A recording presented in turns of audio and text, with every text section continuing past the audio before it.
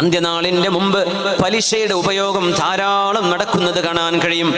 Credit debit കാർഡുകളടക്കം, auto ലോണുകളടക്കം, personal ഫൈനാൻസുകളടക്കം പലിശ കൊടുത്തിട്ട് ചെയ്യുന്ന എല്ലാ ഏർപ്പാടുകളും ഇന്ന് വർദ്ധിച്ചിരിക്കുകയാണ്.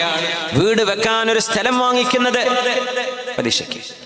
അള്ളാഹുവിന്റെ അനുഗ്രഹം വരുന്നത് വരെ ഒന്ന് കാത്തിരിക്കാൻ സമയമില്ലാതെ വാങ്ങിച്ചു വെച്ച 5 സെന്റ് ഭൂമി പോലും ബാങ്കിൽ പണയപ്പെടുത്തി പലിശക്ക് പൈസ വാങ്ങിയിട്ട് വീട് പണി തുടങ്ങുകയും അത് പൂർത്തിയാക്കാൻ പിന്നെ വട്ടിപ്പലിശക്ക് വാങ്ങുകയും അത് കഴിഞ്ഞാൽ പലിശയിൽ മുങ്ങി തളർന്ന് കിട്ടുന്നതെല്ലാം കൊണ്ടുപോയി കൊടുത്താലും കടം വീട്ടാൻ കഴിയാതെ പലിശയുടെ നീരാളിപ്പിടുത്തത്തിൽ ശ്വാസം വിടാൻ പോലും കഴിയാതെ എത്ര വീടുകളാണ്, എത്ര വീടിനുള്ളിൽ കിടക്കുന്ന എത്ര ജീവനുകളാണ് ഒന്ന് ആശ്വാസത്തോടെ ശ്വാസം വിടാൻ കഴിയാതെ ഈ വീട് എടുത്തുകൊണ്ടു പോകുമോ, ജപ്തി ചെയ്യുമോ? എന്തേ? പലിശയിൽ ഉണ്ടാക്കിയതാണ്. വിവാഹം വരുമ്പോ, വിശേഷപ്പെട്ട ദിവസങ്ങൾ വരുമ്പോൾ പൈസ വേണം, നേരെ സ്വർണം കൊണ്ടുപോയി പണയത്തിന് പലിശക്ക് പൈസ എടുത്തു. ഒരു ഫിൽസ് പോലും നമ്മൾ അടക്കുന്നത് പലിശയാണ്, അല്ലേ? അത് എത്ര റേറ്റ് കുറവുണ്ടെന്ന് നോക്ക് ബാങ്കുകളിൽ. ഏത് ബാങ്കിലാ പലിശ റേറ്റ് കുറവ്? അള്ളാഹുവിനോട് യുദ്ധം പ്രഖ്യാപിക്കലാണ്. നിങ്ങൾ കുടുങ്ങിയ ഒരവസ്ഥ അത് അള്ളാഹുവിനും നിങ്ങൾക്കും അറിയുള്ളൂ. ആ ഒരവസ്ഥയിൽ നിങ്ങൾക്ക് ചെയ്യാമെന്നല്ലാതെ എങ്ങനെ വളരെ കുടുങ്ങുക അള്ളാഹുവിനോട് മറുപടി പറഞ്ഞ അള്ളാഹ് എന്നാ ആയിക്കോട്ടെ കുഴപ്പമില്ല എൻ്റെ അടിമേ എന്ന് റബ്ബ് മറുപടി പറയും. അങ്ങനത്തെ ഒരു കാരണം നിങ്ങളുടെ മുമ്പിൽ ഉണ്ടെങ്കിൽ അല്ലാതെ ഈ പരിപാടി നമുക്ക് പറ്റൂല. പിന്നെ നമ്മുടെ വീട്ടിൽ എങ്ങനെ ബർക്കത്തുണ്ടാവുക? നമ്മുടെ മക്കൾ എങ്ങനെ നന്നാവുക? നമ്മളെങ്ങനെ നന്നാവുക? നമ്മുടെ വാഹനങ്ങൾ പലിശയിലാണ് ഓടുന്നത്, അല്ലേ?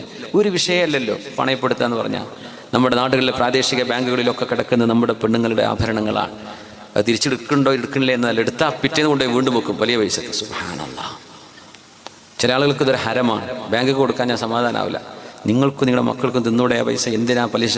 10 ലക്ഷം എടുത്ത ആൾ 30-40 ലക്ഷം അടച്ചിട്ടാണ് പിന്നെ തീരുന്നത്. കടം പരസ്പരം, മുഅ്മിനീങ്ങളായ ആളുകൾ പരസ്പരം കടം കൊടുത്ത് സഹായിക്കണം എന്നാണ് ഇസ്ലാമിന്റെ വീക്ഷണം.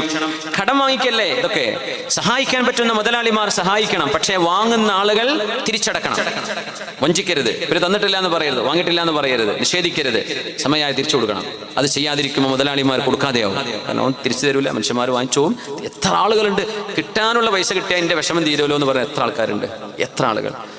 നിങ്ങൾക്ക് കിട്ടാനുള്ളത് കിട്ടിയാൽ മതി, വേറൊന്നും വേണ്ടായിരുന്നു. സഹായിച്ചു കൊടുത്തത്. അതുകൊണ്ട് അല്ലാഹുവിനെ ഭയപ്പെടണമേ. ഈ ലോകം അല്ലാഹു നശിപ്പിക്കാൻ കാരണമാകുമ്പോൾ അല്ലാഹു പ്രപഞ്ചത്തിന് വരുത്തി വെക്കുന്ന ജനങ്ങളാൽ ഉണ്ടാകുന്ന അസുഖങ്ങളാണ് ഇതൊക്കെ. ഇത് നിങ്ങൾ നിർത്തിയാൽ പ്രപഞ്ചത്തിന് ആയുസ് വീണ്ടും കൂടും. അതതിനർത്ഥം ഇത് നിങ്ങളുടെ കർമ്മങ്ങളാണ് ഈ ഭൂമിയെ നശിപ്പിക്കണോ വേണ്ടേ എന്ന് തീരുമാനിക്കുന്നിടത്തേക്ക് എത്തിക്കുന്നത്.